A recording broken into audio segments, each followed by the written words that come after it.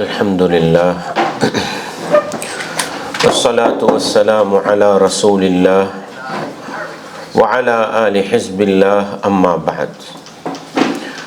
அன்பார்ந்த இஸ்லாமிய சகோதரர்களே, தாய்மார்களே, சகோதரிகளே, வல்லவன் ரஹ்மானின் பேரருளால் அவனுடைய மார்க்கத்தை படிப்பதற்காக வேண்டி குர்ஆன் ஹதீஸிலிருந்து ஒரு சில விடயங்களை கற்றுக்கொள்வதற்காக வேண்டி நாமெல்லாம் இந்த இடத்திலே ஒன்று கூடியிருக்கின்றோம். நபிகளார் ஸல்லல்லாஹு அலைஹி வஸல்லம் அவர்கள் சொன்னார்கள், மை யுரிதில்லாஹு பிஹி கைரன் யுஃபக்கிஹுஹு ஃபித்தீன். அல்லாஹ் யாருக்கு நலவை நாடுகின்றானோ அவனுக்கு மார்க்கத்திலே விளக்கத்தை கொடுப்பதாக சொன்னார்கள்.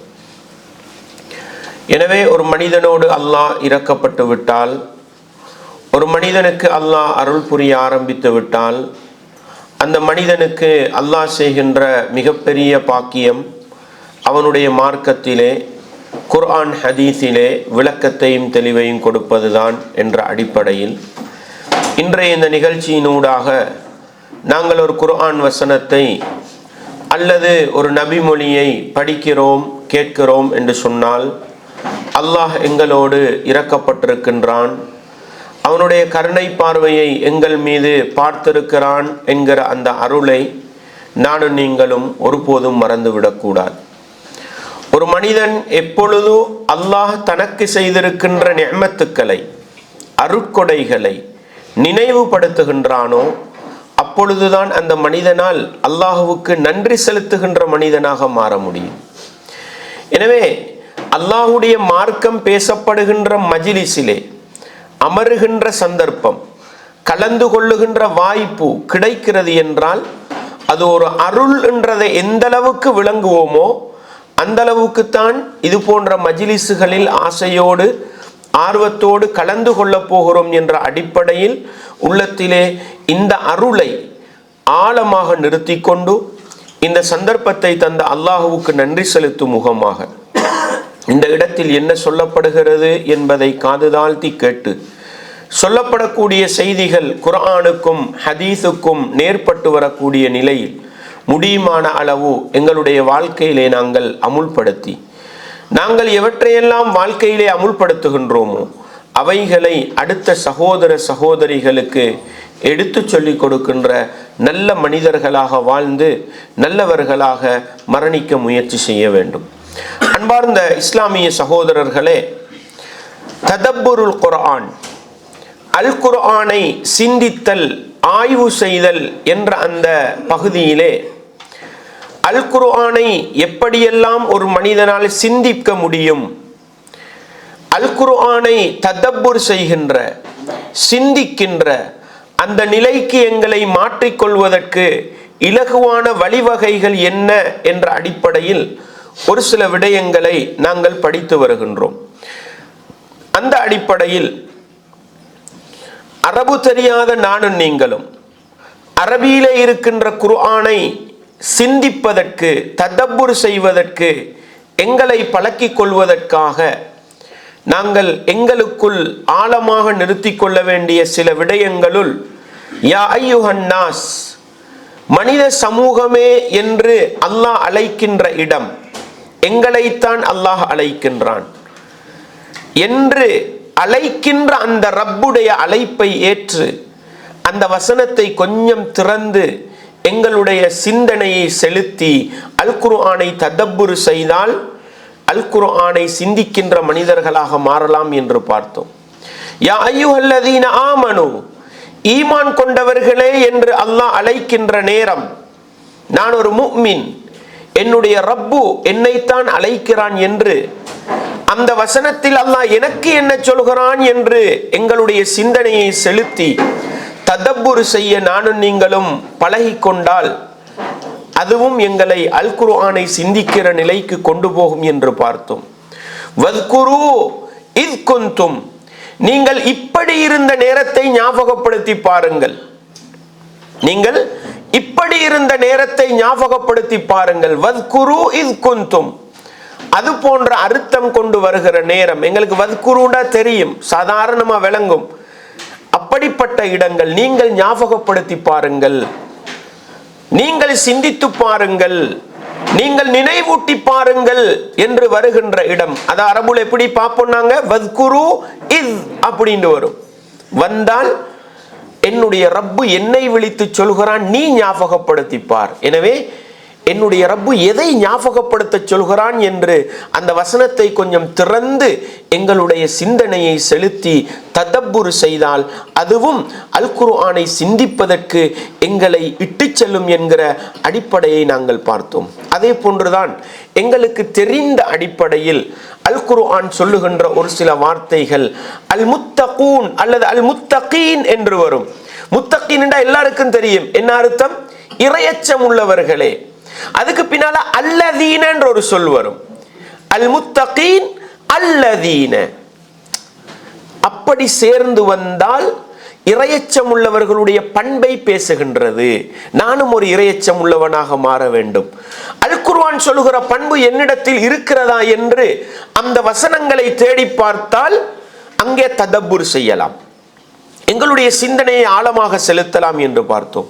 அல் முஃமினூன் எல்லாருக்கும் தெரிந்த ஒரு சொல். முஃமின்கள், அல்லதீன அவர்கள் எப்படிப்பட்டவர்கள்.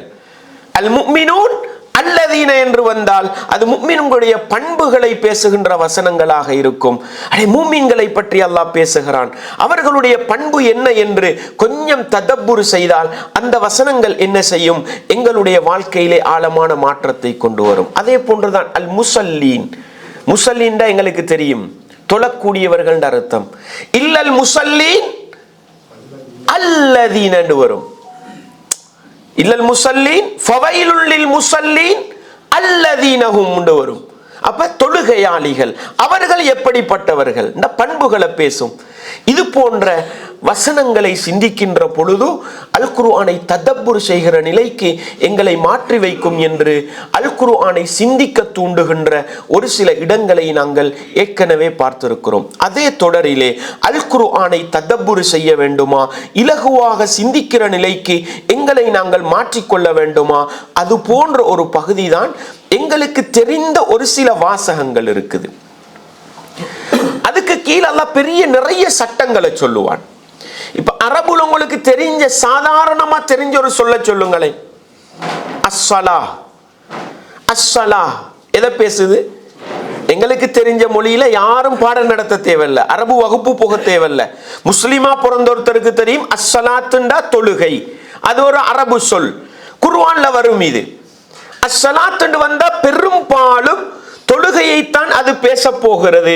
என்ன சொல்றான்னு பாப்போமே அப்படின்னு அந்த வசனத்தை கொஞ்சம் என்ன பண்ணலாம், ஒருத்தர் பயான் பண்ணாரு அல்லது ஓதினாரு, அவர்கிட்ட போய் இந்த அஸ்ஸலாத்துன்னு ஓதினீங்களே அந்த வசனம் எங்க வருதுன்னு சொல்லலாமான்னு போய் தர்ஜுமால பிரட்டி பாருங்க. அஸ்ஸலாத்தை பற்றி அல்லாஹ் என்ன சொல்கிறான், உதாரணத்துக்கு ஒரு சில இடங்களை சொல்கிறேன். 29வது அத்தியாயம் 45வது வசனம் அல்லாஹ் சொல்வான், உத்லு மா ஊஹிய இலைக மினல் கிதாப். அல்லாஹ் இறக்கி வைத்த வேதத்தை நீங்கள் ஓதுங்கள், ஓதுங்கள்.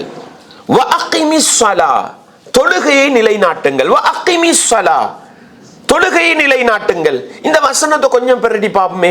இன்ன ஸலாத்த, நிச்சயமாக தொழுகை என்பது தன்ஹா அனில் ஃபஹ்ஷாஇ வல் முன்கர், பாவமான மானக்கேடான வெறுப்பான செயல்களிலிருந்து அது மனிதனை தடுக்கும். இதை சிந்திக்கிறதுக்கு ஆலிமாகணும்ன்ற அவசியம் இல்லை, இதை சிந்திக்கிறதுக்கு 14 கலைய கற்கணும்ன்ற அவசியம் இல்லை. எங்கட வாழ்க்கையில ஈமானை கூட்டிக் கொள்வதற்கு, ஒரு ததப்புர் செய்வதற்காக, குர்ஆனை கொஞ்சம் சிந்திப்பதற்காக இந்த ஒரு வசனத்தை எடுங்க.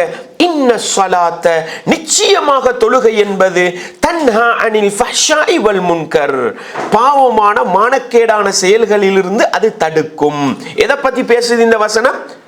தொழுகையை பத்தி பேசுது. தொழுகையுடைய சிறப்பம்சம் என்ன? அது பாவத்தை விட்டும் மனிதனை தடுக்கும், அநாகரிகமான செயல்களிலிருந்து மனிதனை தடுக்கும். அடே நானும் தொழுகிறேனே, தொழுதுட்டு அடுத்த நிமிஷம் போனை திறந்து அந்நிய பெண்ணை பார்க்கிறேனே, நானும் தொழுகிறேனே, தொழுதுட்டு போய் சினிமால படத்தை பார்க்கிறேனே, நானும் தொழுகிறேனே, போய் வட்டிக்கு விலை பேசுகிறேனே, நானும் தொழுகிறேனே, அடுத்தவனை ஏமாற்றுகின்றேனே, அல் குர்ஆன் என்ன சொல்கிறது? நிச்சயமாக தொழுகை பாவத்திலிருந்து மனிதனை தடுக்கும், அசிங்கமான காரியங்கள் இருந்து மனிதனை தடுக்கும். தொழுகையுடைய சிறப்பம்சம் பாவத்திலிருந்து தடுக்க வேண்டும். நானும் தொழுகிறேன், ஆனா ஏண்ட தொழுகை என்னைய பாவத்தை விட்டும் தடுக்கவில்லை. இப்ப எங்க கோளாறு இருக்குது? இதான் ததப்புர் பண்றது. நானும் தொழுகிறேன், ஆனா பாவம் செய்கிறேன். நானும் தொழுகிறேன், அசிங்கம் என்ற வாழ்க்கையில நடக்குது. ஆனா தொழுகை என்ன செய்யணும்? உண்மையான தொழுகையா இருந்தா அது என்னைய பாவத்தை விட்டு தடுக்கணும். அப்ப நான் தொழுகிறது இன்னும் சரி வரல, நான் இன்னும் உண்மையான தொழுகையை தொழல. உண்மையான தொழுகை என்னிடத்தில் வந்தால் அது என்னுடைய வாழ்க்கையில என்ன செய்யும்? இப்படி இந்த வசனத்தை சிந்தித்து பார்த்து அப்படிப்பட்ட தொழுகையை எங்களுக்குள் உருவாக்கினால் உண்மையான தொழுகையாளிகள் இந்த உலகத்துல நல்லவர்களா வாழ்வாங்களா இல்லையா? தொழுகையாளிகள் மறுமை நாளையில சுவர்க்கம் போவாங்கன்னு வந்திருக்குது. சும்மா தொழுதன்றதுக்காக அல்லாஹ் நரகத்து சுவர்க்கத்துல கொண்டு போய் போட போறல்ல. அந்த தொழுகை மனிதனை மனிதனாக வாழ வைக்கும். இந்த ஒரு வசனத்தை நானும் நீங்களும் நல்ல நிதானமா ஒரு நாள் அமர்ந்து சிந்தித்தால் எங்களை உண்மையான தொழுகையாளிகளா மாற்றுமா இல்லையா? சிகரெட்டு பெக்கெட்ட சேப்ல போட்டுக்கிட்டு தொழுகிறான். தொழுக சொல்லுது, தொழுகை என்ன செய்யணும்? உன்னைய பாவத்தை விட்டு தடுக்கணும். அடே தொழுகிறேன், சேப்ல என்ன இருக்கு? தொழுகிறேன், என் கேலரி உள்ளுக்கு என்ன இருக்கு? அசிங்கம் இருக்கு. தொழுகிறேன், என் சேப்ல உள்ள சிப்புள்ளுக்கு அசிங்கம் இருக்கு. என் தொழுகை நீங்க தடுக்கலையா? சும்மா நீங்க ததப்புர் பண்ணுங்க. இது வாழ்க்கையில மாற்றத்தை கொண்டு வருமா இல்லையா? குர்ஆனை சிந்திக்க தூண்டும், ததப்புர் செய்ய தூண்டும். அந்த ததப்புர் எங்களுடைய வாழ்க்கையில் என்ன செய்யும்? மாற்றத்தை கொண்டு வரும். அதே மாதிரி பாருங்களேன், 4வது அத்தியாயம் 103வது வசனம். ஃபஇதா கதைத்துமுஸ் ஸலாத்த, தொழுகையை தான் அல்லாஹ் பேசுறான். விளங்குமா இல்லையா? அடி இந்த வசனத்தை பெறட்டுவோமே. 103வது வசனம் 4வது அத்தியாயம். அல்லாஹ் சொல்றான், ஃபஇதா கதைத்துமுஸ் ஸலாத்த, நீங்கள் தொழுகையை முடித்து விட்டால் ஃபத்குருல்லாஹ, அல்லாஹ்வை திக்ர் செய்யுங்கள். இப்ப தொழுகையை முடிச்சா எப்படி திக்ர் செய்யணும்னு நாங்க விளங்கி வச்சிருக்கிறோம். எங்கள நிறைய பேருக்கு தொழுகை முடிஞ்சா திக்ர் செய்யறது கஷ்டம். என்ன ஏன் கஷ்டம்? என்னமாவது ஒரு வேலை வெட்டியை வச்சுக்கிட்டு தானே தொழுகைக்கு வாரது. அப்படித்தானே? சலாம் குட்டு தொட்டனே எலும்பணும், ஓடணும், அந்த வேலையை முடிக்கணும். இப்படித்தானே இருக்கிறோம் பெரும்பாலும். சாதாரணமா ஒரு சமூகமிக்கு அவங்க எல்லாம் முடிச்சுட்டு தான் போவாங்க. பெரும்பான்மையை பேசுகிறேன் நான். பெரும்பாலும் மனுஷன் நிலைமைனா சலாம் குட்டு தான் அடுத்த கட்டம் என்ன செய்யணும்? ஏன்னா பிளேன் போட்டுக்கிட்டே தான் வாருது. அல்லாஹ் சொல்றான், நீங்கள் தொழுகையை முடித்து விட்டால் ஃபத்குருல்லாஹ, அல்லாஹ்வை ஞாபகம் திக்ர் செய்யுங்கள். எப்படி? கியாமன், நின்ற நிலையிலே, வகுஊதன், அமர்ந்த நிலையிலே, வஅலா ஜுனூபிக்கும், உங்களுடைய படுக்கையில் நீங்கள் சாய்ந்த நிலையிலே திக்ர் செய்யுங்கள். அப்ப இந்த வசனம் என்ன சொல்லுது? தொழுகை முடிஞ்சா ஒரு இடத்துல உட்கார்ந்துக்கிட்டு தான் என்ன செய்யணும்? திக்ர் செய்யணும் இல்ல. நீங்கள் எழுந்த நிலையிலேண்டா அஸ்ஸலாமு அலைக்கும், உங்களுக்கு ஏதாவது பிஸி இருக்குதா? எழுப்பி நடக்க ஆரம்பிச்சிருங்க. ஆனா எதை மறக்காதீங்க? இப்ப திக்ர் செய்யறது லேசாகுமா இல்லையா? சலாம் கொடுத்தோம், எலும்பினோம், அஸ்தக்ஃபிருல்லாஹ் அஸ்தக்ஃபிருல்லாஹ் அல்லாஹ் சலாம் மின்க சலாம், வீட்டுக்கு போய் சேரும் வரையில் அவுராத முடிச்சுட்டு போயாச்சு. இப்படி செஞ்சா திக்ர் செய்யறது கஷ்டமா இருக்குமா? தொழுதோம், தூக்கம் வர மாதிரி இருக்குது, சலாம் கொடுத்ததோட படுத்துருங்க, பிரச்சனை கிடையாது. படுத்துக்கிட்டு என்ன பண்ணுங்க? அஸ்தக்ஃபிருல்லாஹ் அஸ்தக்ஃபிருல்லாஹ் அஸ்தக்ஃபிருல்லாஹ் சுப்ஹானல்லாஹ் சுப்ஹானல்லாஹ் சுப்ஹானல்லாஹ் 30 முடிச்சுட்டு படுத்துருங்க. விளங்குதா உங்களுக்கு? அப்ப இந்த வசனம், அடே தொழுகையை பற்றி அல்லாஹ் பேசுகிறானே, என்னதான் சொல்லுகிறான்னு பார்ப்போமே. நீங்கள் தொழுகையை முடித்து விட்டால் எழுந்த நிலையிலோ, அமர்ந்த நிலையிலோ, சாய்ந்து படுத்த நிலையிலோ அல்லாஹ்வை திக்ர் செய்யுங்கள். ஃபஇதத்துமஅனந்தும், இவ்வளவு வேகமா மனுஷனுக்கு ஒரு வேலை ஒன்று இருக்க போய் தானே மனுஷன் நடந்து கொண்டு திக்ர் செய்ய வேண்டி வருது. அப்படித்தானே? ஏதோ கொஞ்சம் தூக்கம் இருக்கிறதுனாலதான் படுத்துக்கிட்டு திக்ர் செய்ய வேண்டி வருது. அப்படித்தானே? அல்லாஹ் சொல்றான், ஃபஇதத்துமஅனந்தும், நீங்கள் அமைதி அடைந்தால் நீங்கள் தொழுகையை நிலைநாட்டுங்கள். விளங்குதா உங்களுக்கு? எப்படி அழகான வழிகாட்டல் சொல்லிட்டு அல்லாஹ் சொல்றான், இன்ன ஸலாத்த, நிச்சயமாக தொழுகை என்பது கானத் அலல் முஃமினீன கிதாபம் மௌகூதா, முஃமின்கள் மீது நேரம் குறிப்பிடப்பட்ட கடமையாக இருக்கிறது. இன்னைக்கு நேரத்தை பத்தி பேசினா நம்ம என்ன சொல்லுவோம்? வெள்ளக்காரன மாதிரி இருக்கணும், அப்படித்தானே? நேரத்தை பத்தி பேசினா டைமுக்கு இயங்குவாவே. அல்லாஹ் என்ன சொல்றான்? நிச்சயமாக தொழுகை என்பது முஃமின்கள் மீது நேரம் குறிப்பிடப்பட்ட கடமை. இப்ப நாங்க எப்படிங்க தொழுகையை விளங்கி வச்சிருக்கிறோம்? நினைச்ச நேரம் தொழலாம், இப்படித்தானே? சில பேரை பாப்பீங்க, இஷாவுக்கு பிறகு வந்துக்கிட்டு மிச்ச நேரம் தொழுதுகிட்டு இருப்பாரு. என்னப்பா இரவு வணக்கமா? இல்லைங்க, லுகர்ல இருந்து இஷா வரைக்கும் அடிச்சுக்கிட்டு இருக்கிறோண்டுவாரு. சுபகுல இந்த ஜும்மா தொழுகையில வந்து குனூத்து ஒதுக்கிறார். குனூத்து இருக்குதா இல்லையா தேடி படிங்க. உதாரணத்துக்கு சொல்றேன், ஜும்மால வந்து குனூத்து ஓதுறாரு. என்னங்க ஜும்மாலையும் குனூத்தா? இல்லைங்க இப்பதான் சுபகு தொழுகிறேன்டுவாரு. பாக்குறோமா இல்லையா? ஏங்க காரணம்? அல்லாஹ் சொல்றான், நிச்சயமாக தொழுகை என்பது நேரம் குறிப்பிடப்பட்ட கடமை. அது சும்மா கடமை கிடையாது. சுபகா அதுக்கு ஒரு நேரம் இருக்கு, துஹரா அதுக்கு ஒரு நேரம் இருக்கு, அஸ்ரா அதுக்கு ஒரு நேரம் இருக்கு, மக்ரிபா அந்தந்த நேரத்தில் அந்தந்த தொழுகையை தொழ வேண்டும். நீங்கள் துஹருடைய நேரத்தில் தொழுகையை வேணும்னு பால்படுத்திட்டு அசருக்கு பின்னால தொழுதா நீங்க குற்றவாளி. ஏன்? ஒன்று துஹர பால்படுத்தினது, இரண்டாவது அல்லாஹ் காட்டித்தாராத ஒரு நேரத்தில் துஹரை தொழுதது. விளங்குதா உங்களுக்கு? சுபகு நல்லா தூங்கிட்டு 9 மணிக்கு எழுப்பி சுபகு தொழுகிறது. தூக்கம் உங்களை தாண்டி போனா பிரச்சனை கிடையாது, மிகைத்து விட்டால் பிரச்சனை இல்லை. எலும்புறத்துக்குள்ள ஏற்பாடெல்லாம் பண்ணினோம், முழிப்பு வரல, அல்லாஹ் குற்றம் முடிக்க மாட்டான். நல்லா இழுத்து இழுத்து போத்தி படுத்துட்டு போனையும் 1க்கு 10 தடவை என்ன செஞ்சுட்டு, சில பேர் பாங்க சொன்ன போற எலும்பி போய் டொய்லெட்டுக்கும் போயிட்டு வந்து தூங்குறது. இப்படியெல்லாம் தூங்கிட்டு 10 மணிக்கு எழும்பி தொழுகிறாரு. 2 குற்றம் இருக்கு. ஒரு குற்றம் என்னங்க? சுபகு தொழுகையை பால்படுத்திய குற்றம். இரண்டாவது குற்றம் அல்லாஹ்வுடைய தூதர் காட்டித்தராத ஒரு நேரத்தில் தொழுத குற்றம். சாதாரண பிரச்சனை கிடையாது. ஏன் இந்த தொழுகையில நானும் நீங்களும் ஏன் பொடுபோக்கு செய்கிறோம்? ஒரு நாள்ல குர்ஆனை பிரட்டி தொழுகையை பத்தி அல்லாஹ் என்ன சொல்றான்னு நம்ம என்ன செய்யல, சிந்தித்து நானும் நீங்களும் எத்தனை மணித்தியாலம் பயான் கேட்டாலும் அது வாழ்க்கையில் மாற்றத்தை கொண்டு வருகிற வீதத்தை விட நானும் நீங்களும் சிந்திக்க ஆரம்பித்தால் அது வாழ்க்கையில மாற்றத்தை கொண்டு வரும். விளங்குதா உங்களுக்கு? எனவே நாங்களா சிந்திப்போம். அதை சிந்திக்க ததப்புர் செய்ய தூண்டுகிற ஒரு வழி இன்ன ஸலாத்த, நிச்சயமாக தொழுகை என்பது. அல்லாஹ் பேசுகிறான். என்ன பேசுறான்? கானத் அலல் முஃமினீன இப்ப இந்த வசனத்தை பிரட்டி கொஞ்சம் ததப்புர் செய்யுங்க. அடே, தொழுகன்றது நாங்க நினைச்ச மாதிரி தொழுகிறதல்ல, நேரத்துக்கு தொழ வேண்டிய தொழுகை. இப்படி படிச்சா அது மாற்றத்தை கொண்டு வருமா இல்லையா? நிச்சயமா என்ன செய்யும். எனவே குர்ஆனை இது போன்ற எங்களுக்கு தெரிந்த வாசகங்களை வைத்து ததப்புர் செய்ய ஆரம்பித்தால் அது வாழ்க்கையில மாற்றத்தை கொண்டு வரும். பாருங்களே, நம்ம எல்லாரும் தெரிஞ்சு வச்சிருக்கிற ஒரு வசனம் பெரும்பாலும் நமக்கு தெரிஞ்சிருக்கும். என்ன? யா அய்யுஹல்லதீன ஆமனு, ஈமான் கொண்டவர்களே. அதை நாங்க பார்த்துட்டோம். அது யா அய்யுஹல்லதீன ஆமனு எங்களை ததப்புர் செய்ய வைக்கும். அது ஒரு பக்கம். இதா நூதிய லிஸ்ஸலாத்தி, தொழுகைக்காக அழைக்கப்பட்டால்,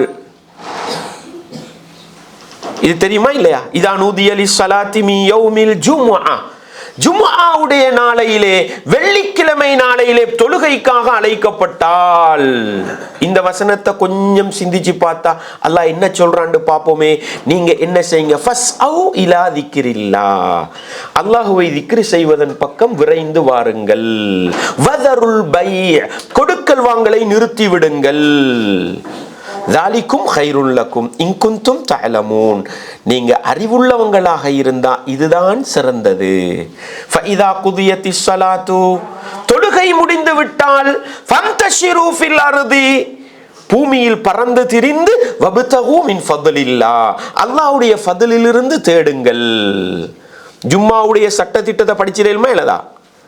வெள்ளிக்கிழமையோட ஒழுக்கத்தை படிச்சிரேல்மா இல்லதா? வெள்ளிக்கிழமை என்றால் ஒரு முஃமின் ஜும்ஆ தொழுகைக்கு அழைப்பு விடுக்கப்பட்டால் கொடுக்கல் வாங்கலை நிறுத்த வேண்டும், பள்ளிக்கு செல்ல வேண்டும். தொழுகை முடிந்து விட்டால் பள்ளியில உட்கார்ந்துக்கிட்டு வெள்ளிக்கிழமையை முழுக்க பள்ளிகளுக்கு ஹயாத்தாக்கணுன்ற அவசியம் இல்லை. தொழுகை முடிஞ்சுதான் பிசினஸ் பண்ணலாம். இதை ததப்புர் பண்ணி நாங்களாக சிந்திக்கிற சமூகமாக இருந்தால் வெள்ளிக்கிழமையை கண்ணியப்படுத்துகிற சமூகமா மாறுவோமா இல்லையா? ஜும்மாவை நேரத்துக்கு தொழுகிற சமூகமா மாறுவோமா இல்லையா? ஏன் அல்லாஹ் எங்களுக்கு பிசினஸ் பண்றத வெள்ளிக்கிழமையில் ஹராமாக்கவில்லை. நல்லா விளங்கிக்கங்க. வெள்ளிக்கிழமையில் ஹராம் இல்ல, எப்பொழுது கூடாது? பாங்கு சொல்லிவிட்டால் சலாம் கொடுக்கும் வரையில தான் கூடாது. விளங்கிச்சா உங்களுக்கு? இந்த சட்டத்தை விளங்கினுண்டாடே எங்கட ரப்பு, நான் நேத்ராவும் சொன்னேன் தானே, எங்களோட எவ்வளவு இரக்கம் உள்ளவன், எங்களை கஷ்டப்படுத்தலையே எங்கட ரப்பு.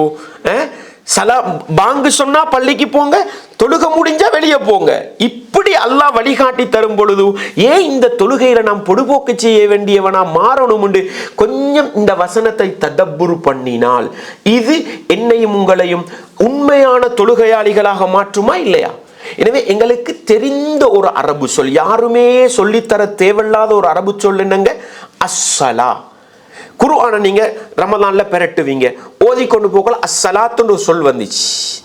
உங்களுக்கு 30 ஜுஸுக்கும் தர்ஜுமா பார்க்கலாட்டி சிந்திக்கலாட்டி அஸ்ஸலான்னு வந்துச்சு. அந்த இடத்துல கொஞ்சம் நிப்பாட்டுங்க, தர்ஜுமா பெரட்டுங்க. அல்லாஹ் சலாத்தை பத்தி என்ன சொல்றான்னு ஒரு 5 நிமிஷம் நீங்க ஃபுல்லா ஓதாட்டி பரவாயில்ல. ரமலான்ல 30 ஜுஸுவை முடிக்க கிடைச்சா அது பாக்கியம், முடிக்க கிடைக்காட்டியும் பரவாயில்ல. அல்ஹம்துலில்லாஹ், நான் தொழுகையை பற்றிய பாடங்களையாவது என்ன செய்தேன் இந்த ரமலான்ல படித்தேன் என்று தொழுகை, ஒவ்வொரு தொழுகையுடைய சொல்லையும் ஒரு தடவை வாசிச்சு விளங்கினா அல்ஹம்துலில்லாஹ், ஒரு தடவை வாசிச்சு விளங்கல 2வது தடவை ரிப்பீட் பண்ணுங்க, விளங்கினா அல்ஹம்துலில்லாஹ், 2 தடவையில் புரிந்து கொண்டேன், 2 தடவையில ததப்புர் பண்ணினேன் விளங்கல்ல, 3வது தடவை ததப்புர் பண்ணினேன் அல்ஹம்துலில்லாஹ். நோம்பு முடியும் பொழுது குர்ஆன்ல உள்ள முழு தொழுகையிட வசனங்களையும் பார்த்தா 100% தொழுகையை பற்றி, குர்ஆன் சொன்ன தொழுகையை பற்றி புரியாவிட்டாலும் ஒரு 25% மனசுல வந்தா மாற்றத்தை கொண்டு வருமா இல்லையா? அந்த ததப்புர், குர்ஆனை சிந்தித்த அந்த சிந்திப்பு வாழ்க்கையில மாற்றத்தை கொண்டு வருமா இல்லையா?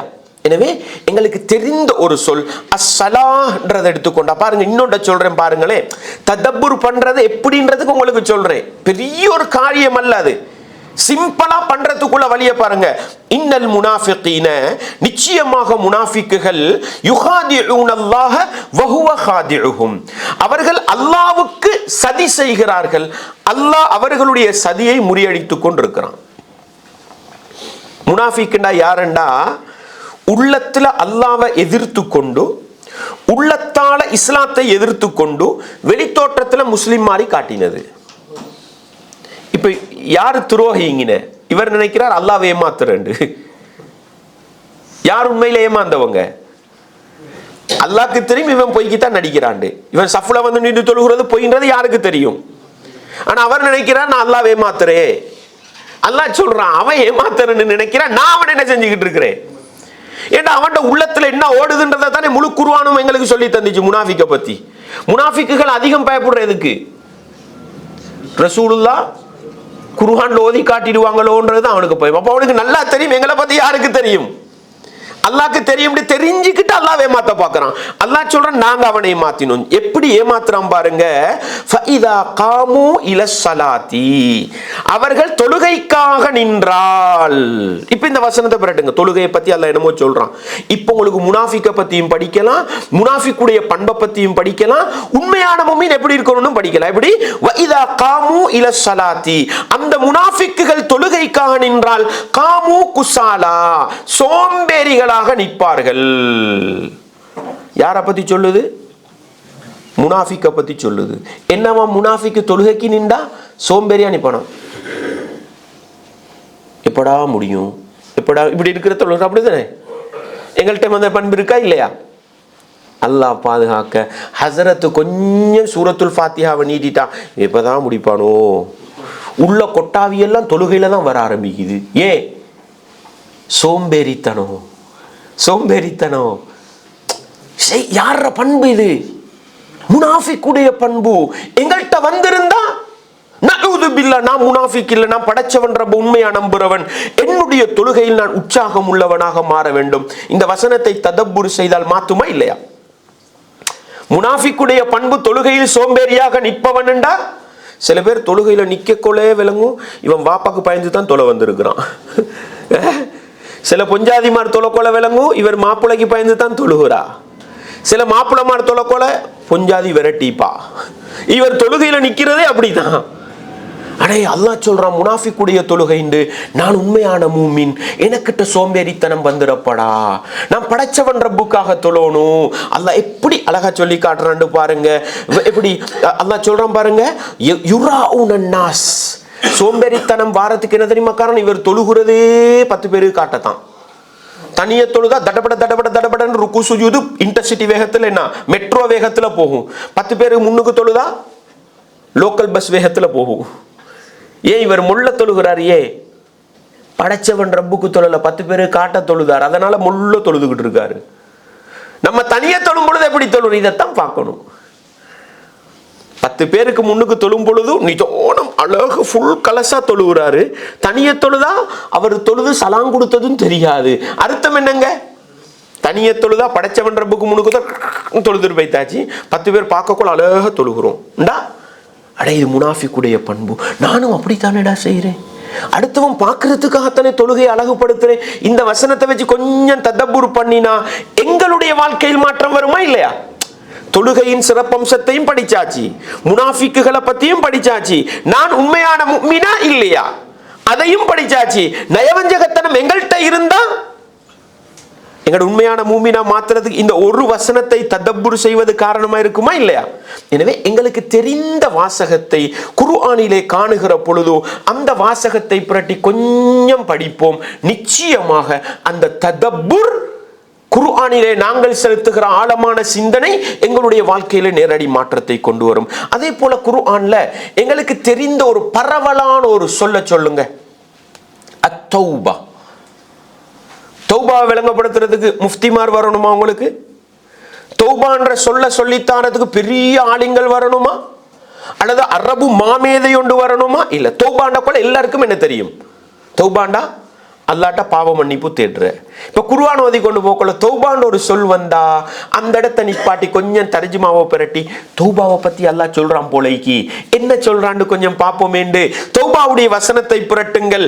சூரா அன்-நிசா 4வது அத்தியாயம் 17வது வசனத்தை புரட்டுங்களே. நீங்க அப்படியே ஓதி கொண்டு போற நேரம் ரமலான்ல இன்னமத் தௌபத்து அலல்லாஹ், இன்னமத் தௌபத்து அலல்லாண்டு வருது. அடே தௌபாவை பத்தி தான் அல்லாஹ் பேசுறான். சரி கொஞ்சம் தர்ஜுமாவை பிரட்டி பார்ப்போமே அப்படின்னு பிரட்டி ததப்புர் பண்ணுங்க.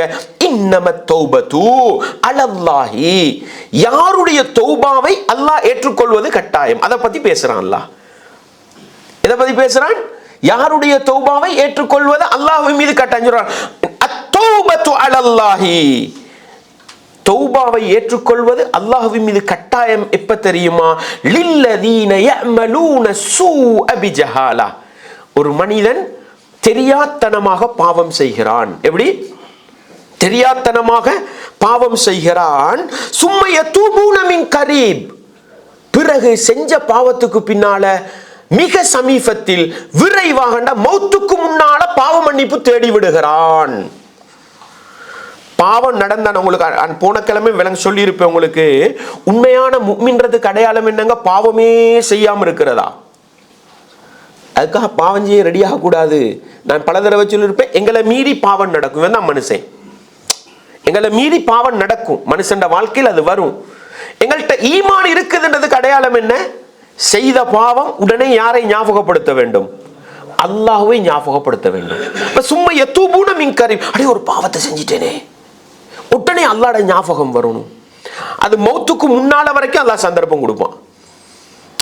15 வயசுல செஞ்ச பாவத்துக்கு 55வது வயசுல தான், அடே 15 வயசுல ஒத்தண்ட சல்லிய களவெடுத்து ஞாபகம் வந்துச்சா, ரப்பே இந்த வயசுல ஒரு பாவத்தை செஞ்சேன் ரப்பே, 40 வருஷம் அதுக்கு அப்புறம் வாழ்ந்துட்டேன் ரப்பே, என்னைய மன்னிச்சு கொண்டு கேட்டா மௌத்துக்கு முன்னால நிச்சயமா அல்லாஹ் மன்னிப்பானா இல்லையா? இன்னமத் தௌபத்து அலல்லாஹ், ஒரு மனிதனுடைய தௌபாவை அங்கீகரிப்பது அல்லாஹ்வின் மீது கட்டாயம். எப்படிப்பட்ட மனிதன்? லில்லதீன யஅமலூன ஸூஅ பிஜஹாலா, தெரியாத்தனமாக பாவத்தை செய்துவிட்டு சும்ம யதூபூன மின் கரீப், வேகமா அவசரமான மௌத்துக்கு முன்னால அல்லாஹ்விடத்தில் மன்னிப்பு தேடுகிறானா, ஃபஉலாயிக யதூபுல்லாஹு அலைஹிம், அப்படிப்பட்ட பாவிகளுக்கு அல்லாஹ் மன்னிப்பு கொடுக்கிறான். அல்லாஹு அக்பர். இந்த வசனத்தை அர்த்தம் விளங்கி சிந்திச்சா, அடே நானும் பாவம் செய்தேனே, என் ரப்பு என்னைய மன்னிப்பானே. விளங்குதா? இங்க தெரியாத்தனமா பாவம் செய்யறேன் அர்த்தம் என்னங்க? அப்ப நம்ம எல்லாம் தெரியாமையா இருக்கிறோம்? எல்லாம் பாவம்னு தெரிஞ்சுக்கிட்டு தான் செய்யறோம், அப்படித்தானே? அப்ப அப்படி செஞ்சா அல்லாஹ் மன்னிக்க மாட்டானான்னு கேட்டா இல்ல. செய்யும் பொழுது அது பாவம்ன்றத மறந்துடுறோம். விளங்குதான் உங்களுக்கு? செய்யும் பொழுது பாவத்துடைய பாரதூரத்தை மறந்து விடுகிறோம், அதனால செஞ்சிடறோம். செய்த உடனே அடை நான் செஞ்சது பாவம்னு விளங்கி அந்த ரப்பு கிட்ட மௌத்துக்கு முன்னால பாவ மன்னிப்பு தேடிட்டோம்டா அல்லாஹ் அந்த பாவத்தை மன்னிப்பான். இப்ப பல சந்தர்ப்பங்கள்ல நான் எவ்வளவு பாவம் செஞ்சிருக்கிறேன்ப்பா, எனக்கு எங்க மன்னிப்பு கிடைக்க போகுது அப்படின்ற சிந்தனை போக்கு வந்தா இந்த வசனத்தை படித்தால் உடனே படைச்சவன் ரப்புடைய தௌபாட விசாலம் விளங்குமா இல்லையா? அதே போல பாருங்க, வலைசத்தி தௌபது, அல்லாஹ் ஒரு சாராருடைய தௌபாவை ஏற்றுக்கொள்ள மாட்டான். தௌபாவே இல்லைன்றான். யாருடைய அது தௌபா இல்ல? லில்லதீன யஅமலூன ஸய்யிஆத், அவர்கள் பாவம் தப்பு தவறுகள் செய்வார்கள். ஹத்தா இதா ஹதர அஹதஹுமுல் மௌத், மௌத் வரும் வரைக்கும் பாவம் செய்வாங்க. மௌத் வந்தா யாரு விளங்கும்? நல்ல மலக்குமாரும் வருவாங்க, அதாபுடைய மலக்குமாரும் வருவாங்க. அடே நான் கெட்டவனா, சுவர்க்க நரகம் காட்டப்படும். அப்படித்தானே? நல்லவங்கண்டா முதலாவது நரகம் காட்டப்பட்டு அடுத்தது சுவர்க்கம் காட்டப்படும். கெட்டவங்கண்டா முதலாவது சுவர்க்கம் காட்டப்பட்டு பிறகு என்ன செய்யப்படும்?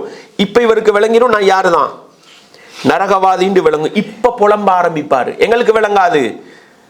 சொல்லுவார், யா அல்லாஹ் கொஞ்சம் சந்தர்ப்பம் தாவே, நான் நல்லவனா வாரே கேட்பாரு. அது அப்படி நிறைய குர்ஆன் வசனத்தை சொல்றான். அல்லாஹ் இப்ப மௌத்தாக்கிறாதே. எப்படித்தானே வெள்ளிக்கிழமை ஓதுற இன்னொரு வசனம் உங்களுக்கு ஞாபகம் இருக்கும். எப்படி? நீங்கள் உங்களுக்கு மரணம் வருவதற்கு முன்னால் ஹத்தா யஅதிய அஹதகுமுல் மௌத்து, உங்களுக்கு மரணம் வருவதற்கு முன்னால் செலவழித்து விடுங்கள். இல்லன்னா என்ன நடக்கும்? ஹத்தா யஅதிய அஹதகுமுல் மௌத் ஃபயகூல ரப்பி லௌலா அഖர்தனி இலா அஜலின் கரீப் ஃபஅஸ்ஸதக வஅகும் மினஸ் சாலிஹீன். யா அல்லாஹ் இப்ப என்ற உசுர எடுத்துறாதே, கொஞ்சம் டைம் தாவே, நானும் போய் சதக்கா தர்மம் செஞ்சு நல்லவனா திரும்பி வாரேன். அல்லாஹ் சொல்லிடுவான், நேரம் வந்துட்டால் ஒரு வினாடியும் பிற்படுத்தப்பட மாட்டாது. மௌத்துடைய நேரத்தில் புலம்பி வேலை இருக்கா? அல்லாஹ் தான் சொல்றான், மௌத்து வரைக்கும் பாவத்தை செஞ்சிட்டு சக்கராத்துல அதாபுடைய மலக்குமார கண்ட உடனே யா அல்லாஹ் என்னைய மன்னின்னு கேட்டா அவன் பாவம் என்ன செய்யப்படாது? மன்னிக்கப்படாது. இப்ப யோசிச்சு பாருங்க, இப்படி நானும் நீங்களுமாக சிந்தித்து ததப்புர் செய்து யாருக்கு அல்லாஹ்ட தௌபா கிடைக்கும், யாருக்கு அல்லாஹ்ட தௌபா கிடைக்காது அப்படின்னு விளங்கினா தௌபாவை சரியா செய்வோமா இல்லையா? சரி, மௌத்து வரைக்கும் அல்லாஹ் ஏற்றுக்கொள்வான் தானே அப்படின்னு ஒரு வருஷம் எங்கட சமூகத்தில் ஒரு பழக்கம் இருக்குங்க. தௌபா செய்யறதுக்கு ஒரு காலம் இருக்கு. எப்ப செய்வாங்க? ரமதான்ல 27 வரணும் என மூட்டை அவுக்கிறதுக்கு. இப்ப நிறைய பேர் லிஸ்ட் போட ஆரம்பிச்சு, எத்தனை பேருக்கு பாவம் செஞ்சிருக்கிறேன், எத்தனை பேருக்கு அநியாயம் செஞ்சிருக்கிறேன். ரமலான் வருது, 27 அவுக்கணுமே மூட்டைய. ரமலான் 27 வரைக்கும் நானும் நீங்களும் உயிரோடு வாழ்வது நிச்சயமா? ஷஅபானுடைய 30வது பிறையில் மௌத்து வந்து விட்டால் அடே மூட்டை அவுக்கல்லையே, அவுக்க கிடைச்சா மௌத்து வந்து விட்டால் தௌபா கிடையாது. இன்னொரு டேட்டு சொல்லுங்க, எப்ப பாவ மன்னிப்பு தேடுற? ஹஜ்ஜிக்கு போகணும் அல்லது உம்ராக்கு போகணும், வீடு வீடா போய் உம்மா தப்பு தவறு செஞ்சிருந்தா மன்னிச்சுக்கங்க. சில பேர் அநியாயம் செய்யறதே எதுக்கு தெரியுமா? இவர் டாக்கெட் போட்டுருவாரு, எனக்கு மாத வருமானம் இவ்வளவு வருது, இப்ப எனக்கு வயசு 25, நான் 55வது வயசுல உம்ராக்கு போகணும், ஹஜ்ஜிக்கு போகணும். 25 வருஷம் உள்ள பாவம் எல்லாம் செஞ்சுட்டு ஹஜ்ஜிக்கு போகக்குள்ள உம்ராக்கு போகக்குள்ள பாவ மன்னிப்பு தேட ரெடி ஆகுறது. நிறைய பேர் அப்படி இருக்குதா இல்லையா? செய்யற பாவமெல்லாம் செஞ்சுட்டு ஹஜ்ஜிக்கு போகல வீடு வீடா. என்னங்க வீடு வீடா போறீங்க? செஞ்ச பாவத்துக்கு மன்னிப்பு கேட்டே போகணும். அன்பார்ந்தவர்களே, 55வது வயதிலே ஹஜ்ஜி முடிக்கும் வரையில் உயிரோடு வாழ்வதில் நிச்சயம் இருக்கிறதா? இல்ல. மௌத்து வரும் வரைக்கும் தௌபாட வாசல் திறந்திருக்கும். மௌத்து வந்துட்டா அல்லாஹ் தௌபாவை என்ன செய்ய மாட்டான்? ஏற்றுக்கொள்ள மாட்டான்டா. என்னுடைய உங்களுடைய மௌத்தின் நேரம் தெரியாது. தெரியாமல் வாழுகிற நானும் நீங்களும் அடே அடுத்த நிமிஷம் நான் மௌத்தா போனா என்ன நிலைமை, எனக்கு மன்னிப்பில்லா போயிருமேண்டு இந்த தௌபான்ற ஒரு வசனத்தை முறையாக சிந்தித்தால் இது இந்த ததப்புர் எங்கட வாழ்க்கையில் நல்ல மாற்றத்தை கொண்டு வருமா இல்லையா? ததப்புர் செய்ய ஆரம்பிங்க, குர்ஆனை சிந்திக்க ஆரம்பிங்க, நீங்க படிக்க ஆரம்பிச்சிருவீங்க. நம்ம அதுல மூளையை கொண்டு போகாததுனாலதான் அடங்கி போயிருக்கிறோம். நீங்கள் சிந்திக்க ஆரம்பித்தால் அது எங்களை சிந்திக்க வைக்கும். ஒரு தௌபாவை படிக்க போய் உங்களுக்கு விளங்காட்டி அதுக்கு போற என்ன 10 பேருக்கு அடிச்சு இந்த வசனத்தை எப்படி விளங்குறன்னு ட்ரை பண்ணுவீங்க, 10 வசனத்துல விளக்கம் கிடைக்கும். சும்மா நீங்க பாருங்களேன், இந்த தௌபாவை வசனத்தை சொல்ல 5 நிமிஷம் போயிட்டுது. 7 நிமிஷம் போயிட்டுது. இதான் குர்ஆன்ன்றது. இதை நீங்க தேட ஆரம்பிச்சு நீங்க அல்லாஹு அக்பர், என்னையும் உங்களையும் இந்த குர்ஆன் அறிவாளிகளாக மாற்றும், என்னையும் உங்களையும் இந்த குர்ஆன் அறிஞர்களாக மாற்றும், என்னையும் உங்களையும் இந்த குர்ஆன் அறிவு களஞ்சியங்களாக மாற்றும். அறிவு களஞ்சியம் மட்டுமல்ல, பிளஸ் எங்களுடைய வாழ்க்கையில் நடைமுறைப்படுத்துகின்ற செயல் வீரர்களாகவும் என்ன செய்யும் இந்த குர்ஆன் நிச்சயமாக மாற்றும்ன்றதை மறக்கப்படாது. அதே போல பாருங்க, தௌபான்னு நீங்க ஓதிக்கிட்டு போறீங்க, அப்படியே குர்ஆனை ஓதுற நேரம் 66வது அத்தியாயம் வருது, சூரத்து தஹரீம் வருது, 8வது வசனத்தை ஓதுறீங்க, யா அய்யுஹல்லதீன ஆமனு, அதை பார்த்துட்டோம் நாங்க. அதை சிந்தித்தாலும் இந்த வசனம் எங்களை பக்குவப்படுத்தும். தூபு இலல்லாஹி தௌபத்தன் நசூஹா, தௌபத்தன் நசூஹா, தௌபான்ற வாசகம் வருது. எப்படி? நசூஹாவான சுத்தமான தௌபாவாக, கலப்படமற்ற தௌபாவாக நீங்கள் தௌபா செய்யுங்கள். இது என்னடா இது தௌபா?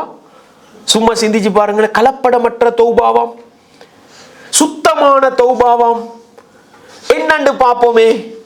இப்ப சிந்தித்தால், ததப்புர் செய்தால், சுத்தமான தௌபாவை தேடினால், கலப்படமற்ற தௌபாவை தேடினால், நானும் நீங்களும் செய்யற தௌபா என்ன, அல்லாஹ் எதிர்பார்க்கிற தௌபா என்னன்னு விளங்குமா இல்லையா?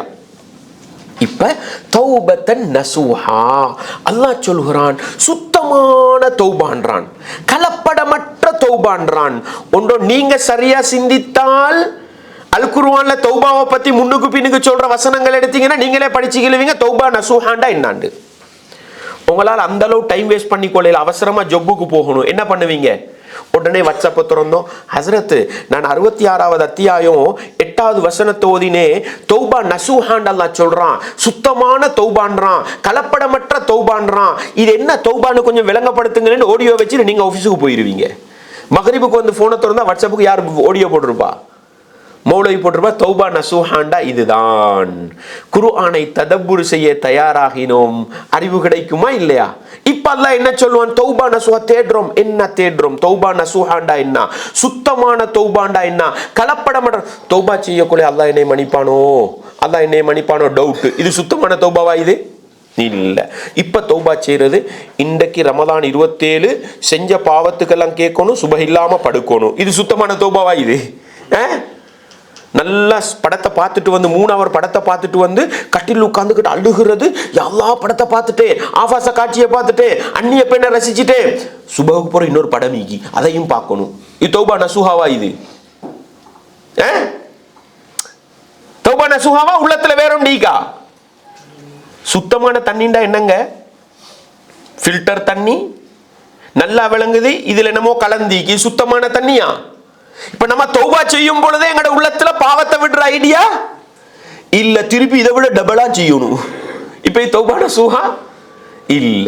அல்லாஹ் மன்னிப்பானான்ற டவுட், தௌபா நசூஹா இல்ல. விளங்குதா உங்களுக்கு? சுத்தமான சுத்தமான தௌபாண்டா என்ன?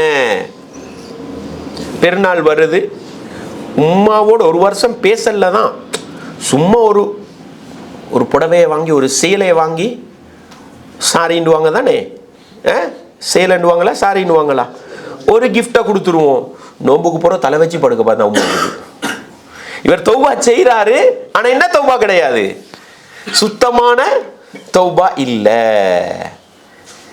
இப்ப தௌபாவை இப்படி விளங்கினா, தௌபாவை ததப்புர் செய்வது, தௌபாவை முறையாக சிந்திப்பது என்னையும் உங்களையும் உண்மையான தௌபா செய்யற மக்களா மாத்துமா இல்லையா? அல்லாஹ் சொல்றான், அஸா ரப்புக்கும் அன் யுகஃபிர அன்கும் ஸய்யிஆத்திக்கும், நீங்க முறையா தௌபா செஞ்சீங்கடா உங்களோட பாவங்களை அல்லாஹ் மன்னிக்க போதுமானவன். 100 கொலை செஞ்ச மனுஷன், வரலாறு தெரியும் தானே, 100 கொலை செய்த மனிதன். யா அல்லாஹ், நான் 100 கொலை செஞ்சிட்டேன், என்னைய மன்னிச்சு கொண்டு ஒரு வார்த்தை கேட்டானா அந்த மனிதன்? நீங்க புகாரி முஸ்லிம் ஹதீஸை பெறட்டுங்க, ஒரு வார்த்தை கேட்கல. நான் 100 கொலை செஞ்சிட்டேன் யா அல்லாஹ் என்னைய மன்னிச்சு கொண்டு கேட்கல. 99 கொலை செஞ்சவர் ஒரு ஆலிம் ஷா கிட்ட போய் கேட்டார். ஆலிம் ஷா இல்ல, அவர் ஒரு லெப்பன்னு சொல்லுவோமே, மார்க்கத்தை பத்தி அறிவில்லாதவர்கிட்ட போய் கேட்டாரு. 99 கொலை செஞ்சிட்டேன், மன்னிப்பு உனக்கு எங்கடா மன்னிப்புண்டா, 2 போட்டார் 100. அப்படித்தானே நாங்களும் அப்படித்தானே ஃபத்வா கொடுக்கறது. ஓ நீ செஞ்ச பாவத்துக்கு எங்க அப்பா மன்னிப்புண்டா, குட்டு அடி, அவரும் சரி. இப்ப 100 பூர்த்தி. இப்பதான் ஒரு ஆலிமு கிட்ட போய் கேட்டாரு, அறிவுள்ள மனிதனுக்கிட்ட போய் கேட்டாரு, நான் 100 கொலை செஞ்சிட்டேன், எனக்கு நிச்சயமா உனக்கு மன்னிப்பு. நீ பாவிகள் வாழ்ற ஊர்ல வாழ்ந்தா நீ திருந்த மாட்டாய், அதனால நீ எங்க போ. இப்படித்தானே 40 வயசு வரைக்கும் உள்ள ஹராம் பாவம் எல்லாம் செஞ்சிட்டு 41வது வயசுல பள்ளிக்கு வரக்குள்ள வந்துட்டார். இப்ப பள்ளிக்கு இந்த போல இவனோட எங்க அப்பா போய் தொழுவுறன்னு திருப்பி தொழாம இருந்துருவாரு. அப்படித்தானே சமூகம் திருந்த விடுறது இல்லையே. அவர் சொன்னார், நீ பாவிகள் வாழ்ற ஊரை விட்டுட்டு நல்லவர்கள் வாழ்ற ஊரை நோக்கி போண்டாரு. அவர் அந்த திருத்தத்தை நோக்கி பயணத்தை ஆரம்பித்தார். ஹதீஸ்ல யா அல்லாஹ் 100 கொலை செஞ்சிட்டேன் மன்னிச்சு கொண்டு கேட்கல. அவரு உள்ளத்துல அச்சம் வந்தது, அல்லாஹ்வுடைய மன்னிப்பு கிடைக்கணும்ன்ற ஆசை வந்தது. ஊரை விட்டு போக தயாரானார். உயிரை கைப்பற்றியது யாரு? ரஹ்மத்துடைய அன்பா பண்பா இரக்கமா உயிர் கைப்பற்றுகிற மலக். உள்ளத்துல காடே எவ்வளவு பாவம் செய்கிறேன் நான், யா அல்லாஹ் என்னை நீ மன்னிக்க மாட்டியா என்ற ஒரு கவலை வந்துச்சிங்க. அந்த தூய்மையான கவலை வந்தால் போதும். அஸா ரப்புக்கும் ஐயுகஃபிர அன்கும் ஸய்யிஆத்திக்கும், மன தூய்மையான தௌபா, கலப்படமற்ற தௌபா, பாவத்தை விட்டு ஒதுங்க வேண்டும் என்கிற தௌபா, அந்த தௌபா வந்துட்டா அல்லாஹ் மன்னிச்சிருவான். இந்த ஒரு வசனத்தை ததப்புர் பண்ணினால் உண்மையான தௌபாதாரிகளாக என்னையும் உங்களையும் அந்த வசனம் மாற்றுமா இல்லையா? அந்த ததப்புர் என்னையும் உங்களையும் பாவத்தை விட்டு தூரமாக்குமா இல்லையா? விளங்கிச்சா? இப்போ ஒரு வசனத்தை நான் உங்களுக்கு சொல்றேன். இந்த தௌபா நசுஹாவை புரிஞ்சுக்கிறதுக்கு நீங்க பெறட்டுங்க 3வது அத்தியாயம் 135வது வசனத்தை புரட்டுங்கள். 3வது அத்தியாயம் உண்மையான தௌபாண்டா என்ன, கலப்படமற்ற தௌபாண்டா என்ன, இத போன கிழமை நாங்க படிச்சோம். இறையச்சம் உள்ளவர்களுடைய பண்புக்கு கீழே படிச்சோம். அல் முத்தகீன அல்லதீன வரும்னு சொன்னோமே, அதுக்கு கீழே படிச்சோம். வல்லதீன இதா ஃபஅலு ஃபாஹிஷத்தன், இத உங்களுக்கு சொல்லி காட்ட டைம் கிடைக்கல.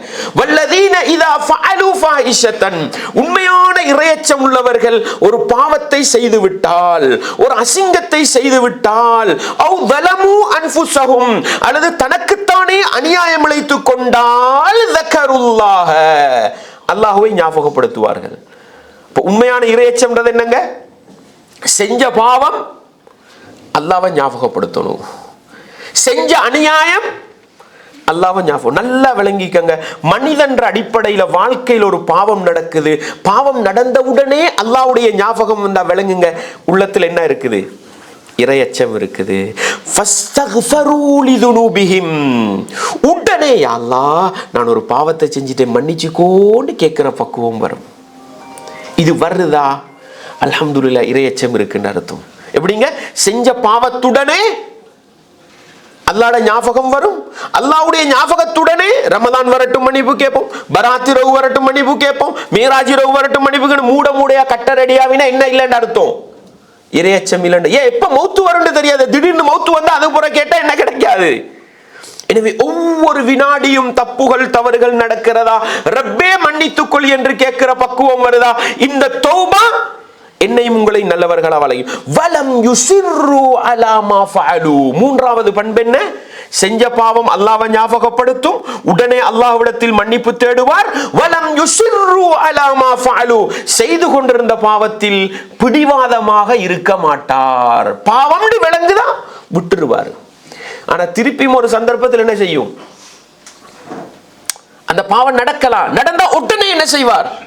எல்லாம் மன்னிச்சு கொண்டு கேட்பார். ஆனா திருப்பி அந்த பாவத்தின் பக்கம் வேணும்னு போக மாட்டார். இந்த தன்மை வந்தா இதுதான் என்ன? தௌபா நசுஹா. அந்த நசுஹத்தான தௌபா என்று ததப்புர் செய்து குர்ஆனை சிந்தித்து விளங்கி கொண்டால் அந்த தௌபா எங்கட வாழ்க்கையில மாற்றத்தை கொண்டு வரும். எனவே தௌபா என்ற அரபு வாசகத்தை அல் குர்ஆனிலிருந்து தேடி தேடி சிந்திக்கின்ற நேரம் அந்த ததப்புர், அந்த சிந்தனை போக்கு எங்களுடைய வாழ்க்கையிலே மாற்றத்தை கொண்டு வருமா இல்லையா? நிச்சயமாக மாற்றத்தை கொண்டு வரும் என்பதை புரிந்து கொள்ளலாம்.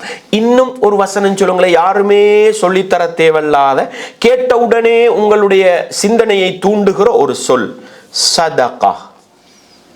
யாரும் விளக்கப்படுத்தணுமோ உங்களுக்கு? சதக்காண்டா எல்லாரும் விளக்கம் சொல்லிடுவோம். என்னங்க சதக்காண்டா?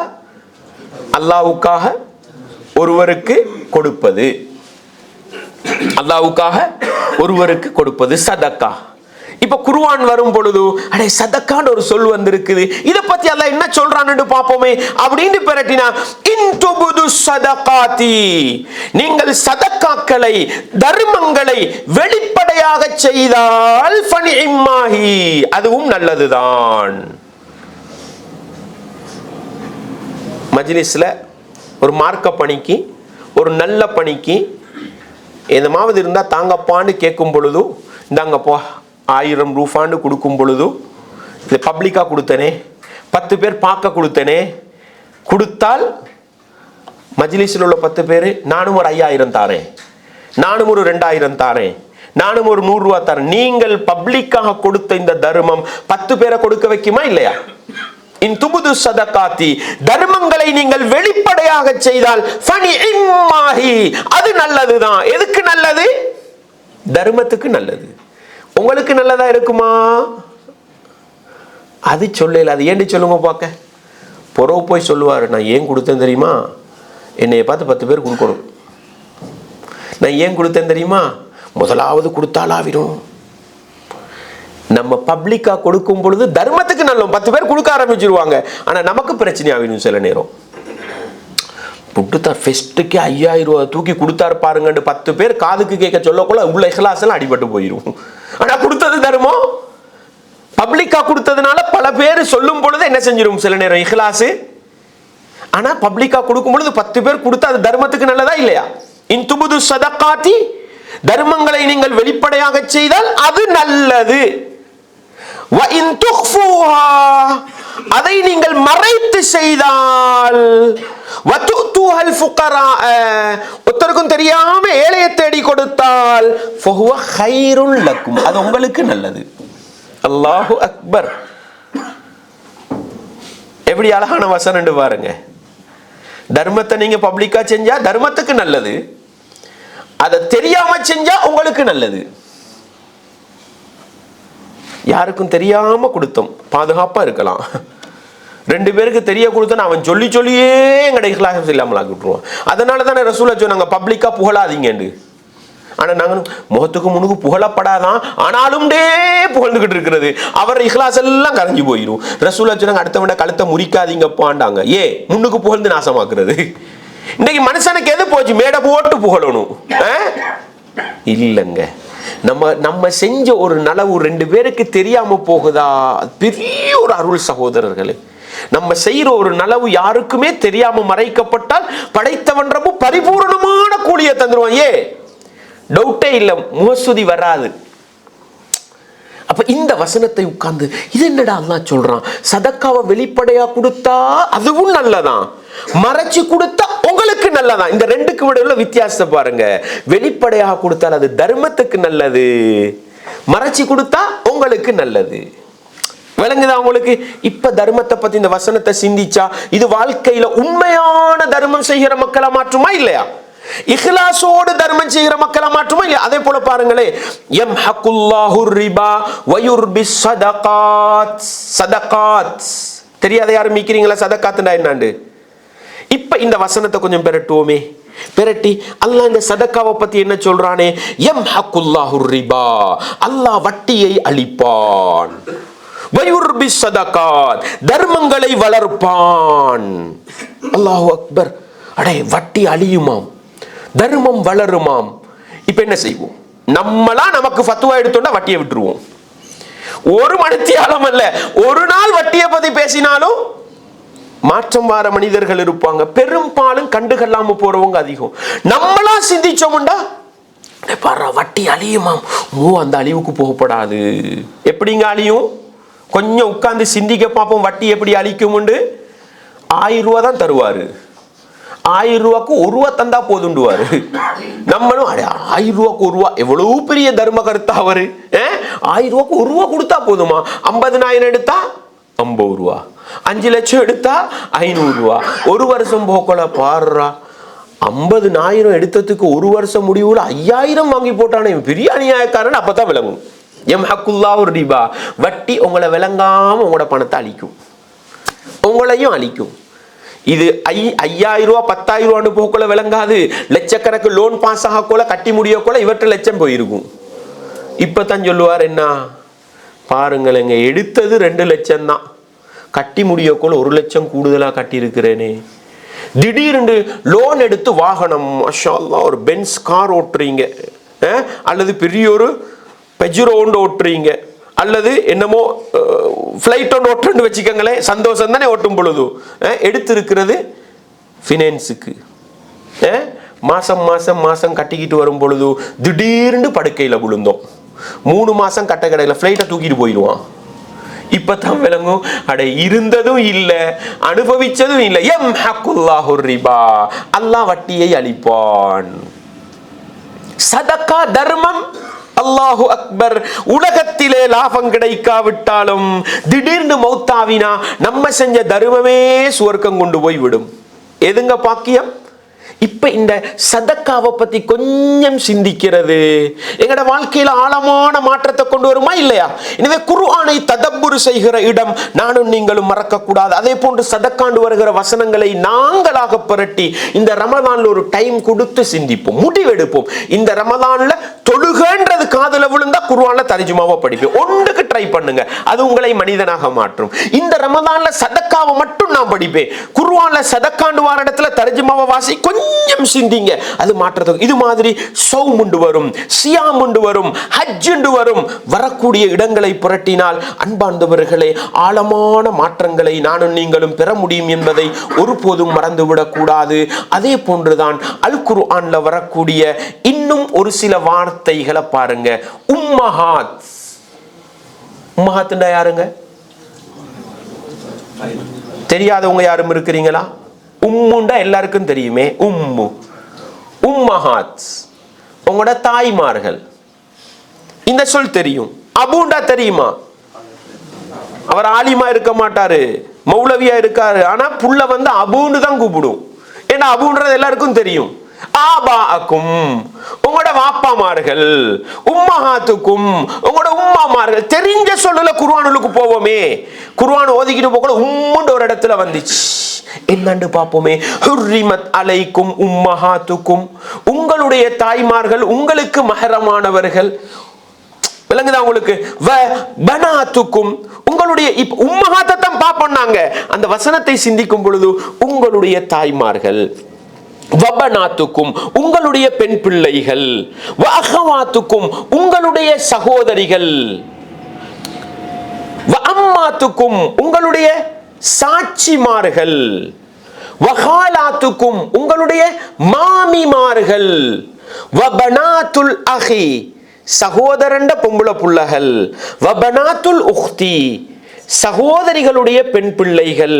இந்த 7 பேரும் உங்களுக்கு மஹரமானவங்க. கல்யாணம் முடிக்கலா, திருமணம் முடிக்கலா.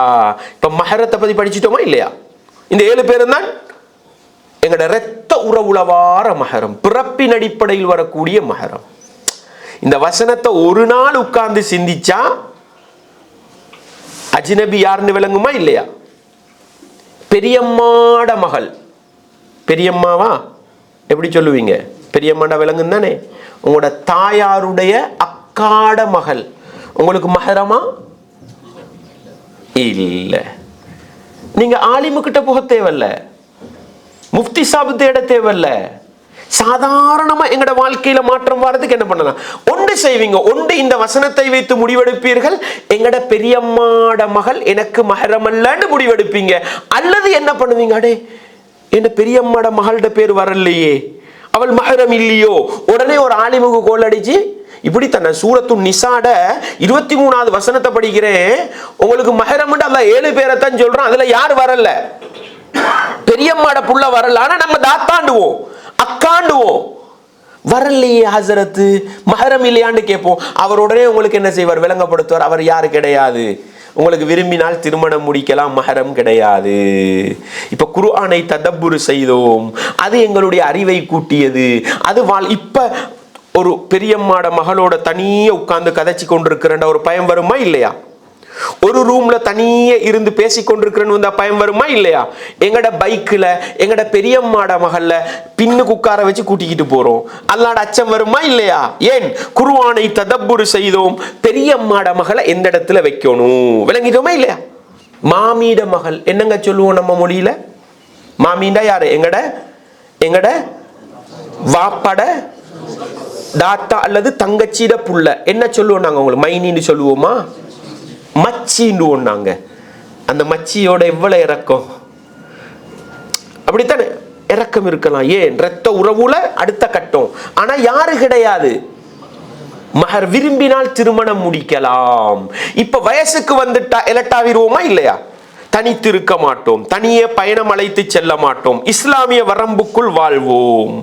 இங்க ததப்புர் பண்ணினா அது வாழ்க்கையில மாற்றத்தை கொண்டு, ஓ நீங்க இப்படித்தான், எனக்கு இப்ப வயசு வந்துட்டு, எனக்கு இப்ப 15 வயசு, நீங்க மைனியாக இருந்தாலும் மச்சியாக இருந்தாலும் நீங்க எனக்கு நெருங்க முடியாது. உங்களோட வாப்பா உங்களோட உம்மா எனக்கு ரத்தம், உங்களோட உம்மா எனக்கு ரத்தம், நீங்க எனக்கு ரத்தத்துல அடுத்த கட்டம். நடைமுறை லேசா இல்லையா?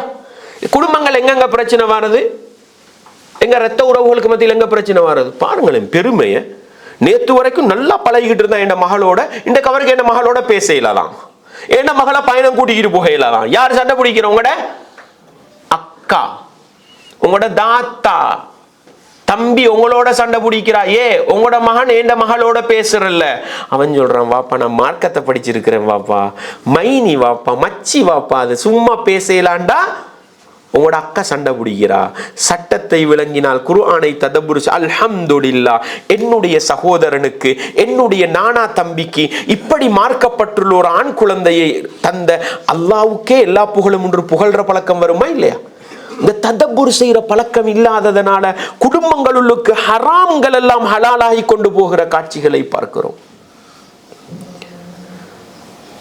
வேற யாரு நெருக்கமான உறவு எடுத்துக்கங்க, சிந்திச்சு பாருங்க, இவங்க எங்களுக்கு எந்த இடத்துல இருப்பாங்க. இந்த 7ல மஹரம் வரல, இந்த மனைவிட தங்கச்சிக்கு என்ன சட்டமோ அவக்கு நாங்க மைனின்னு தானே சொல்ற, அப்படித்தானே? அவங்களோட இட வச்சு கெப் வச்சா பழகுறோம், எப்படி நெருக்கமா பழகுறோம். நம்மட உடுப்பு நம்ம ட்ரெஸ்ஸை கலட்டி வைஃபு கிட்ட தங்கச்சிட்ட கொடுத்துறோம், கழுவித்தாங்க. குடும்பங்கள் எங்கெங்க பிரச்சனை ஆரம்பிக்கும்? பொஞ்சாதி சண்டை பிடிக்கிறா தங்கச்சோட, நீ என் மாப்பிள்ளைய மதிக்கல, ஏன்பா மதிக்கல, நீங்க இல்லாத நேரம் டீ ஊத்தி கொடுக்கல. உங்களோட வைஃப் இல்லாத நேரத்துல வைஃபு கிட்ட தங்கச்சிட்ட போய் டீ ஊத்தி தாங்கன்னு கேட்கலுமா? ட்ரெஸ்ஸை கழுவித்தாங்கன்னு கேட்கலுமா? எங்கெங்க பிரச்சனை ஆரம்பிக்குது? சட்டம் தெரியா? அடே அல்லாஹ் சொன்ன மஹரமியத்தான உறவுல என் மனைவிட அக்கா வரல, என் மனைவிட தங்கச்சி வரல, அவளை கண்டா ஓடி போயிடணும்.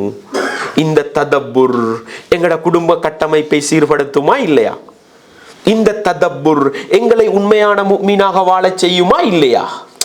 அல்லாஹு அக்பர், அல்லாஹு அக்பர்.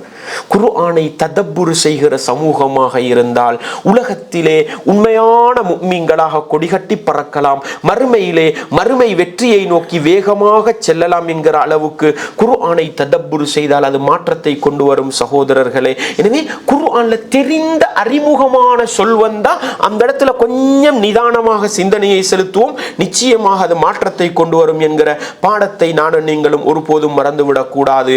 அன்பார்ந்தவர்களே, இன்னும் பல வழிகள் குர்ஆனுக்கு எங்களை செலுத்துவதற்கு, குர்ஆனுக்குள் ததப்புரை செலுத்துவதற்கு இந்த அமைப்புல நாங்கள் ஒரு முயற்சி பண்ணினா நிச்சயமாக மாற்றத்தை கொண்டு வரலாம்.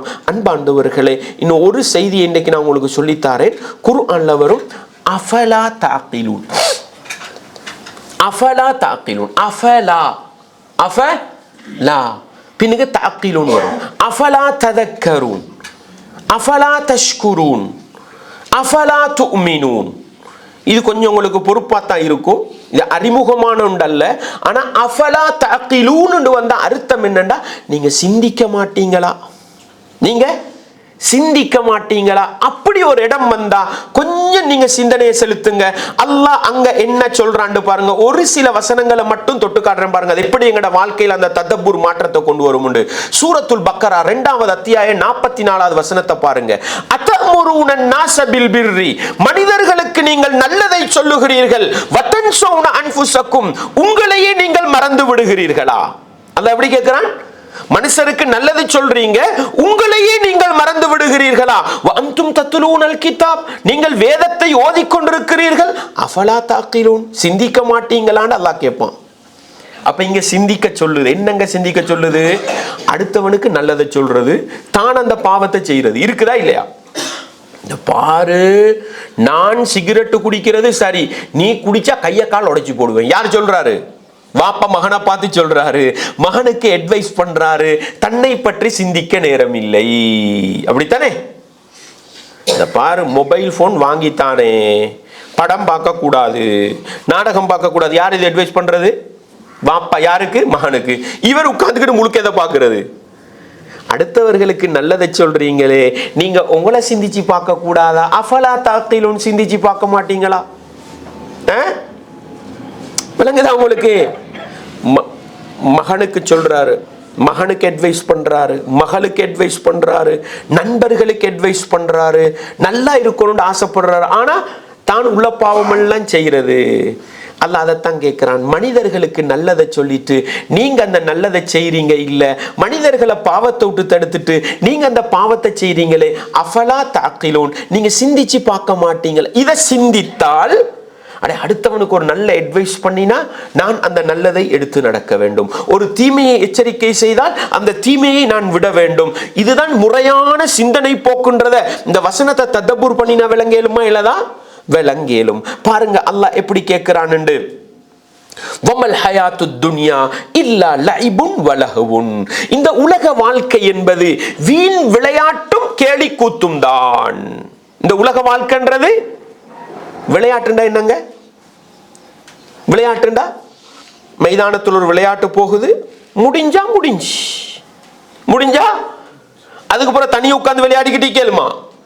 என்னடா எல்லாரும் கிரவுண்டோடு கலைஞ்சு போயிட்டாங்க, நீ மட்டும் விளையாடிக்கிட்டு இருக்கு. இதான் விளையாட்டுன்றது. உலக வாழ்க்கைன்றது என்னங்க? மூச்சு போகும் வரைக்கும் தான் வாழ்க்கை. நின்றுச்சுண்டா அவுட், அம்பையா விரல தூக்கினாரு, முடிஞ்சு. அதுக்கு இல்ல நான் கிரவுண்ட் விட்டு போக மாட்டேன், பெட்டை வச்சுக்கிட்டு பைத்தியமானு கேட்பாங்க. அப்படித்தானே? படைச்சவன் ரப்பு மூச்சை நிறுத்தி விட்டான் என்றால் மூக்க மூட தேவல்ல, அதுக்கு பிறகு விரும்பினாலும் வாழ இயலா. இதுதான் உலக வாழ்க்கைன்றது, யதார்த்தம்.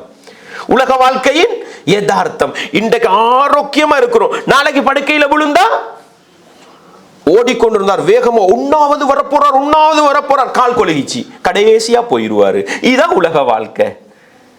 யதார்த்தத்தை அல்லாஹ் சொல்கிறான். இந்த உலக வாழ்க்கையின் யதார்த்தத்தை அல்லாஹ் விளையாட்டு கொப்பாக்குறானே, வீணான கேலி கூத்து கொப்பாக்குறானே. அப்படித்தானே சில பேர் சாகசம் காட்டுவாங்க, நாங்களும் திடீர்னு புழுவார், அதோட வாழ்க்கை முடிஞ்சு. உலக வாழ்க்கைன்றது இந்த சாகசம் மாதிரி தான், வீணான விளையாட்டும் கேலி கூத்தும். இதை சொல்லிட்டு அல்லாஹ் கேட்கிற முறை இருக்குது, வலதாருல் ஆகிரத்தி கைருன், மறுமை வாழ்க்கை சிறந்தது என்று சொல்லிட்டு அஃபலா தாக்கிலூன், நீங்க இந்த யதார்த்தத்தை சிந்திச்சு பார்க்க மாட்டீங்களான்னு அல்லாஹ் கேட்கிற இடத்துல நான் ததப்புரு பண்ணுவேன், சிந்திப்பேன் குர்ஆனை திறந்தால் இது என்னையும் உங்களை மாற்றுமா இல்லையா? இந்த ததப்புர் எங்களை உண்மையான முஃமின்களாக மாற்றுமா இல்லையா? குர்ஆனோடு நெருக்கமாக்கி வைக்குமா இல்லையா? இந்த ரமதான்ல குர்ஆனை சிந்திக்கிற மனிதர்களாக மாற வேண்டுமா? எதை ஞாபகம் வச்சுக்கணும்? அஃபலா அஃபலா துமினூன், அஃபலா ததக்கரூன், அஃபலா தஷ்குரூன். இது போன்று வரக்கூடிய வசனங்களை கொஞ்சம் ஒரு ட்ரை பண்ணி பாருங்க. நிச்சயமாக இந்த ததப்புர் எங்களுடைய வாழ்க்கையிலே மாற்றத்தை கொண்டு வரும். அன்பார்ந்தவர்களே, இப்படி குர்ஆனில் அறிமுகமான சொற்களின் மூலம், எங்களை சிந்திக்க தூண்டுகின்ற வார்த்தைகள் மூலம், படைத்தவன் ரப்பு எங்களை அழைக்கின்ற விதங்களின் மூலம் ததப்புரை நாங்கள் ஆரம்பித்து குர்ஆனை சிந்திக்கிற மனிதர்களாக மாறினால் நிச்சயமாக இந்த அல் குர்ஆன் என்னை உங்களை நல்லவர்களாக வாழ வைக்கும். வல்லவன் ரஹ்மான் அல் குர்ஆனோடு ஆழமான நெருக்கமான உறவை பேணி அல் குர்ஆனின் மூலம் நல்ல உணர்வுகளை பெற்று நல்லவர்களாக வாழ்கிற மனிதர்களாக எங்கள் அனைவரையும் வல்லவன் ரஹ்மான் ஆக்கிவிட வேண்டும். வ ஆகிரு தஅவானா அனில் ஹம்துலில்லாஹி ரப்பில் ஆலமீன்.